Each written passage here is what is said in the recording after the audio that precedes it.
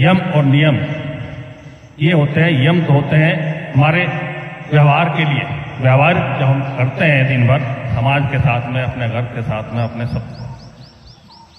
यम 5 प्रकार के होते हैं: सत्य, अहिंसा, अस्तेय, ब्रह्मचर्य और अपरिग्रह। सत्य सब जानते हैं, सत्य बोलना चाहिए, झूठ नहीं बोलना चाहिए। अहिंसा सब जानते हैं, हिंसा ना करें, किसी भी के साथ हिंसा ना करें। अस्तेय, चोरी ना करना, चोरी मत करें किसी की भी, कभी भी।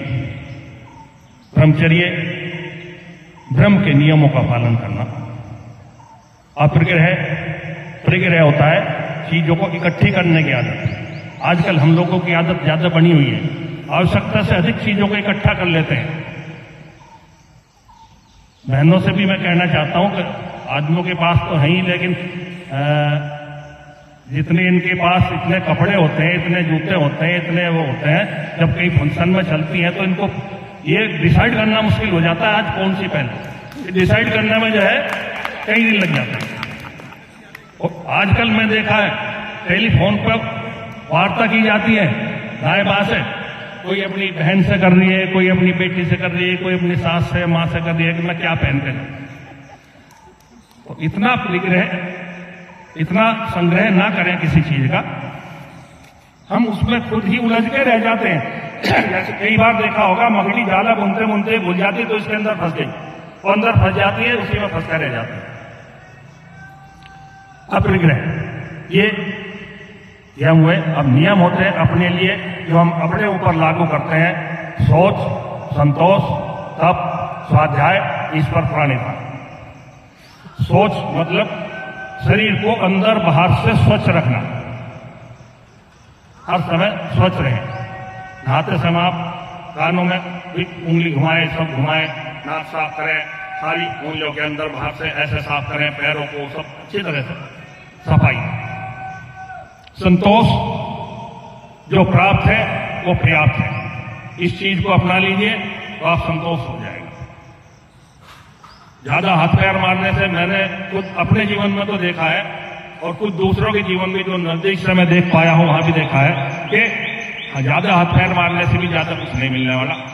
आप परेशान हो गए और कुछ, तो संतोष ही बनिए। तब वो नहीं होता कि हमें धोनी रमा के तप रहे उसके बीच में बैठे। तप होता है जो जैसी परिस्थिति हमारे सामने आ जाए उसको सहर्ष स्वीकार कर लें और उसी के अनुसार जीवन जीते रहें। ये तप होता है। भागे नहीं किसी कार्य से, भागे नहीं करेंगे। कभी कभी कुछ लोग घबरा जाते हैं, भाई ये तो बड़ा भारी कार्य है, मैं नहीं कर पाऊंगा। नहीं करिए, जितना आप कर पाएंगे, बाकी ईश्वर आपके साथ है। ये तप होता है। स्वाध्याय का अर्थ भी काफी लोग ये लगाते हैं कि शास्त्रों का अध्ययन करना, किताबों का अध्ययन करना, वो तो सूक्ष्म है, उसको मैं बहुत कम मानता हूं। लेकिन स्वाध्याय का असली अर्थ है सही अपना अध्ययन करना। मैं कौन हूं, कहां से आया हूं, कहां जाना है, क्या करने के लिए मुझे यहां भेजा गया है और क्या मैं कर रहा हूं, क्या मुझे करना चाहिए, अपने बारे में अध्ययन सब तरह। ईश्वर प्रणिधान, ईश्वर में संपूर्ण विश्वास।